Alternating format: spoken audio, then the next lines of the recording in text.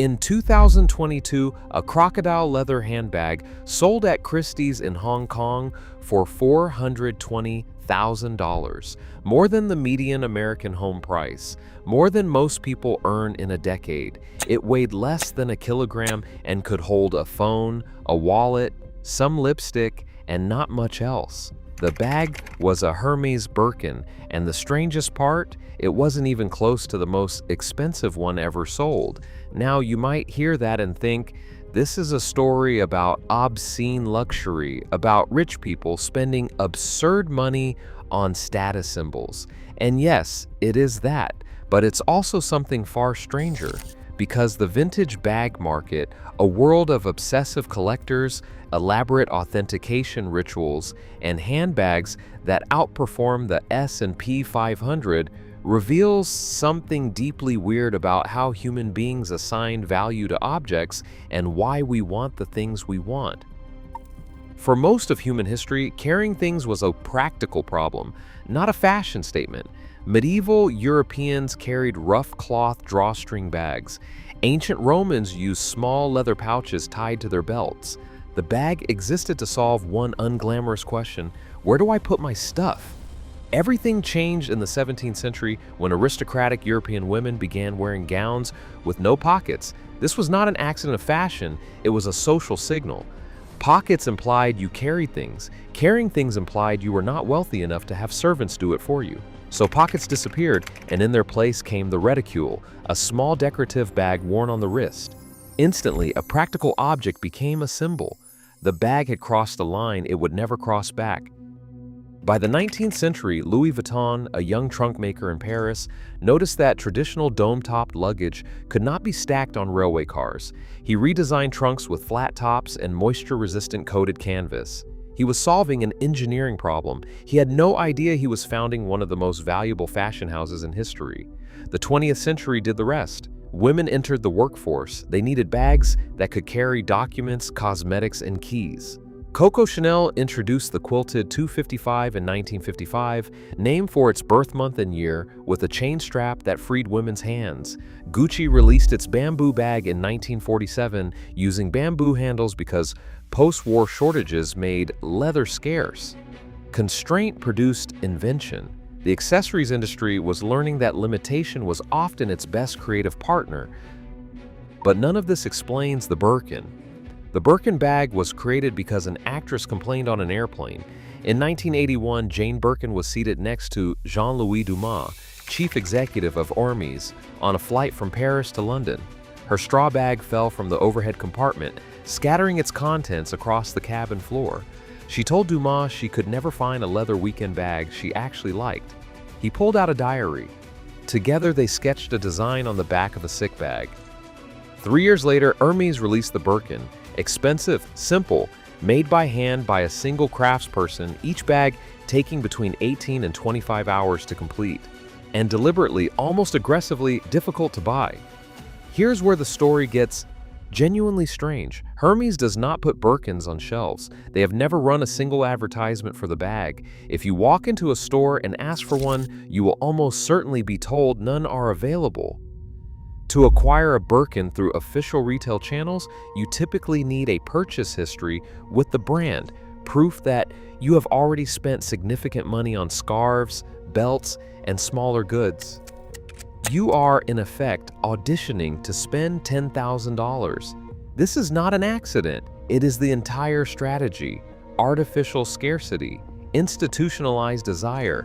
The bag you cannot buy is the bag everyone wants, and the vintage market is where that desire finally finds a release valve. Spend any time in vintage bag communities, on forums, at specialist auctions, in the back rooms of consignment shops in Tokyo and Milan, and you encounter people whose relationship with handbags has crossed well beyond the transactional. Take the Judith Lieber Minaudiere. If you have ever seen a clutch shaped like a jeweled watermelon, a crystal owl, or a sparkling hamburger, that was Judith Lieber. A Hungarian-born designer who fled to America after World War II and spent 40 years making the most gloriously absurd evening bags ever produced. Her pieces have been carried by every First Lady since Mamie Eisenhower. A vintage Liber in pristine condition sells for thousands of dollars today. Not because it is practical, it holds almost nothing, but because it represents a kind of joyful craftsmanship that nobody makes anymore. Collectors do not buy them to carry them. They buy them to own a moment in time.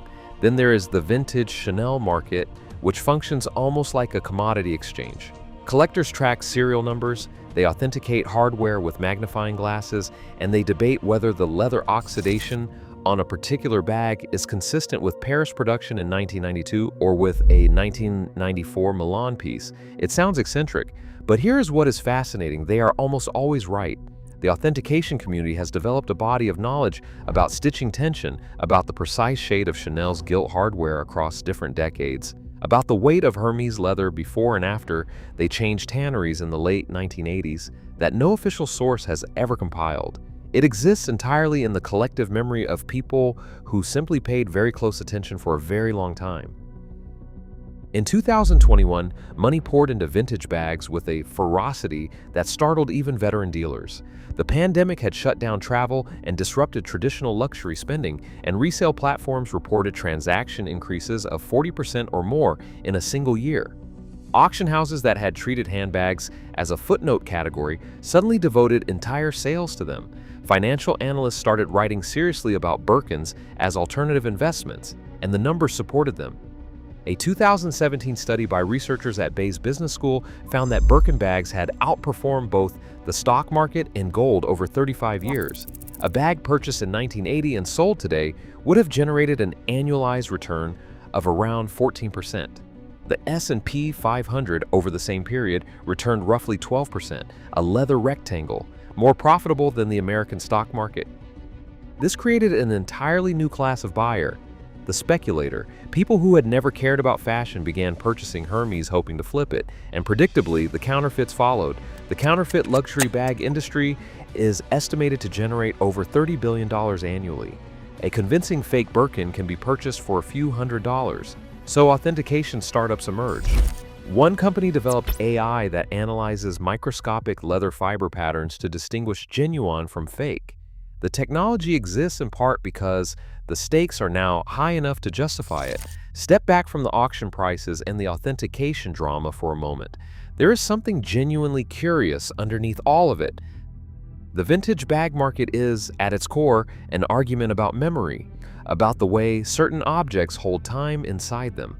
A new bag is just a bag that belonged to someone, that traveled somewhere, that has wear on its corners from 3 decades of use. That bag has accumulated something invisible and impossibly valuable. Context. History. The sense that an object has existed inside a life. But here is the contradiction sitting in the middle of it all. The bags that command the highest prices are almost always the most pristine, still in original packaging, unused. The very thing that makes a vintage bag emotionally resonant, that it has been lived in, tends to reduce its monetary value. The market is simultaneously sentimental and ruthless. It pays for the idea of history while penalizing the actual evidence of it. The Birkin makes uncomfortable sense in this context. It is designed to be coveted more than used. Its value increases sitting in a climate-controlled closet. The ideal Birkin owner is someone who wanted it desperately enough to navigate the elaborate rituals of acquisition and disciplined enough to barely touch it afterward.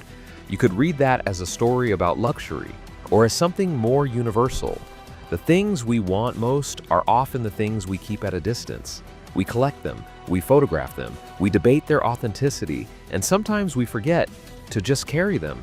From a Greek merchant's coin purse to a Tokyo collector's climate-controlled Birkin closet, the bag has traveled a very long way. It started as an answer to a simple question: where do I put my things? It then became a status symbol, a financial instrument, and an art object all at once. The vintage bag market is absurd. It is also completely sincere, and that combination of absurdity and genuine passion is what makes it worth understanding.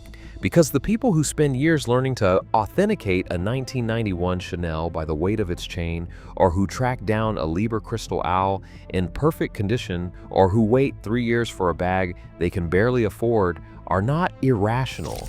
They are just answering a different question than the rest of us. Not what does this carry, but what does this mean? The answer, it turns out, is quite a lot.